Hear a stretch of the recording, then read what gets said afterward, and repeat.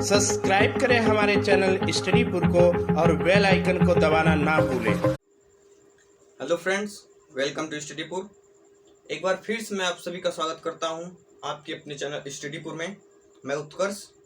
आज दोस्तों हम बात करने वाले हैं भारत के राष्ट्रपति के बारे में। भारत के राष्ट्रपति की क्या क्या योग्यताएं हैं, क्या क्या रहने चाहिए भारत के राष्ट्रपति अगर वो बनना चाहता है, उसका जो मतलब वेतन है वो कितना होना चाहिए, और कई सारे उसके अंडर में जो जो चीज़ें हैं वो सब। तो आइए चलते हैं, देखते हैं आज का टॉपिक। आइए, भारत का राष्ट्रपति। भारत के राष्ट्रपति को जो महत्वपूर्ण अनुच्छेद में उनकी बात की गई है, जो उनके बारे में ही बनाया गया है, सिर्फ उसका ये जानते हैं।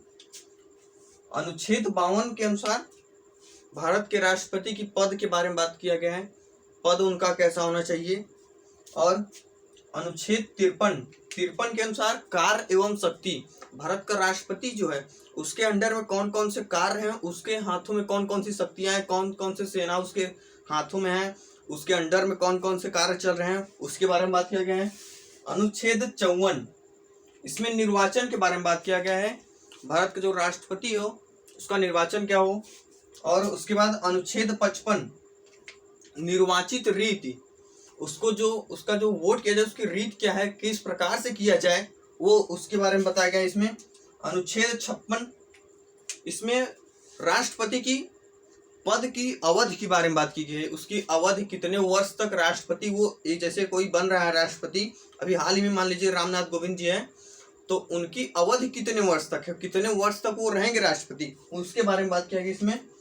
तो अभी नेक्स्ट है अनुच्छेद 57। अनुच्छेद 57 मान लीजिए अगर कोई मतलब जैसे कोई राष्ट्रपति है, अभी उनका निधन हो जाए, तो पुनः जो है उसका निर्वाचन कैसे किया जाए। तो पहले वाले जो फिर से उसके पहले जो राष्ट्रपति हैं वो फिर से कैसे बने, उसके बारे में इसमें बात किया गया है। अब नेक्स्ट है अनुच्छेद 58। अनुच्छेद 58 में राष्ट्रपति की योग्यताओं के बारे में बात किया गया है, क्या क्या योग्यताएं होनी चाहिए राष्ट्रपति के अंदर कि वो राष्ट्रपति बन पाए।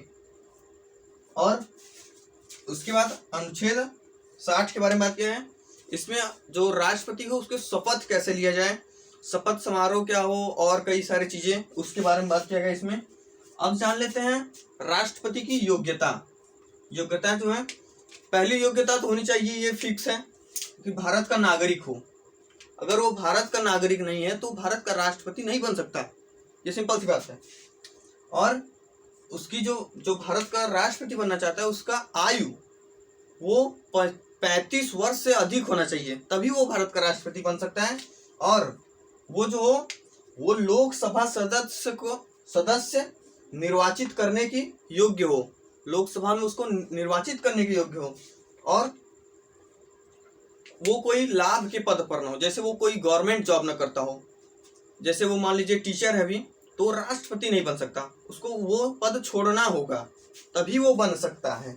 अब इसके वेतन और भत्ते के बारे में बात कर लेते हैं।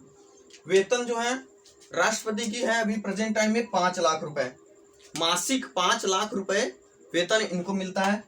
अगर मान लीजिए वो अब नहीं रहे राष्ट्रपति जी, तो उनका जो पेंशन है वो 1.5 लाख पर मंथ मिलेगा उनको, 1.5 लाख पर मंथ, नहीं सॉरी, पर वार्षिक पेंशन है, वार्षिक उनको मिलेगा 1.5 लाख।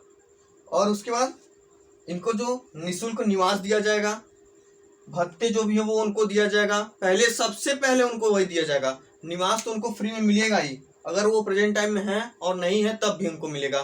तो इसका एक बार आप स्क्रीनशॉट ले लीजिए, फिर हम नेक्स्ट टॉपिक को लाते हैं।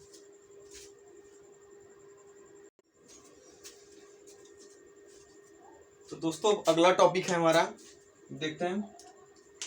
अब इसमें हम बात करेंगे महाभियोग के बारे में। ये हमारा अनुच्छेद 61 पे लगाया जाता है। संविधान का अगर राष्ट्रपति ने संविधान का उल्लंघन किया तो ये लगाया जाता है, लेकिन अभी तक ऐसी कोई घटना हुई नहीं जो संविधान का उल्लंघन करे, अभी तक तो नहीं हुआ है। देखते हैं हम निर्वाचन मंडल। इसमें 50 प्रस्तावक होते हैं, जमानत राशि होती है 15,000। हम पहले जान लेते हैं महाभियोग के बारे में। महाभियोग तो अनुच्छेद 61 के अंतर्गत आता है। अब देखते हैं, पहला है इसका न्यायिक प्रक्रिया पदस्थ करने की प्रक्रिया। दूसरा है संसद के किसी सदन में लाया जा सकता है ये। महाभियोग की सूचना 14 दिन पहले देनी होगी। जैसे महाभियोग किसी राष्ट्रपति के ऊपर अगर उल्लंघन किया गया है संविधान का, अगर ये लगाया जाता है तो उसकी सूचना 14 दिन पहले संसद को दिया जाना चाहिए।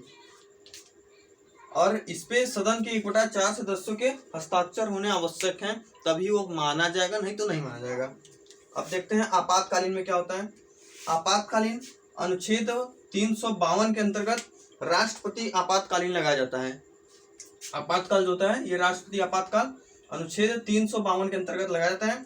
और 356 के अनुच्छेद 356 के अनुसार राज्य में राष्ट्रपति शासन लगाया जाता है। तो राष्ट्रपति शासन हमारा लगाया जाता है, वो लगाया जाता है हमारा अनुच्छेद 356 के अंतर्गत। अब आया नेक्स्ट है अनुच्छेद 360।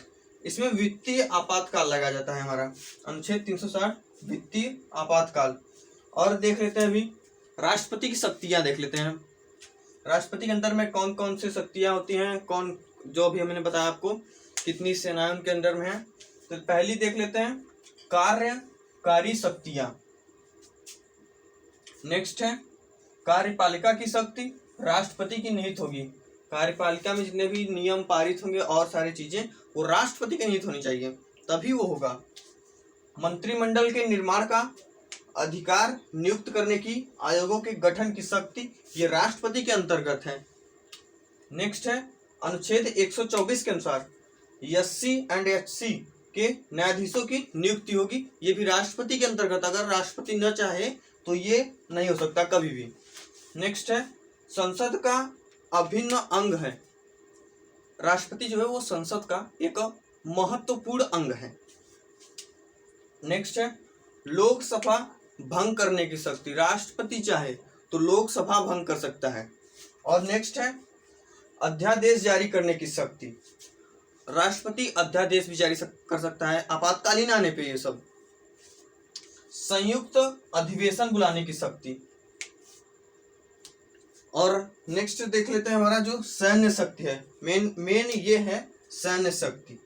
इसमें हमारा जल, थल और वायु तीनों सेनाओं का सर्वोच्च सेनापति जो होता है वो राष्ट्रपति होता है। राष्ट्रपति के अंडर में जो होते हैं ये तीनों सेनाएं होती हैं। और दोस्तों वीडियो अगर आपको अच्छा लगे तो लाइक करिए, इसको शेयर करिए। और एक बात और बताना चाहेंगे हम, अभी कोरोना इतना तेज फैल रहा है फिर से, तो इसको देखते हुए आप घर से कम निकलें, अधिक आवश्यक होने पे ही घर से बाहर निकलें। और मास्क जरूर लगाएं। बिना मास्क हैंड सैनिटाइजर के बाहर नहीं जाएं। पहले तो जाएं ही मत बाहर वैसे, और अगर आप जा रहे हैं तो ये सारी चीज़ें आप साथ लेके जाएं। धन्यवाद। जय हिंद।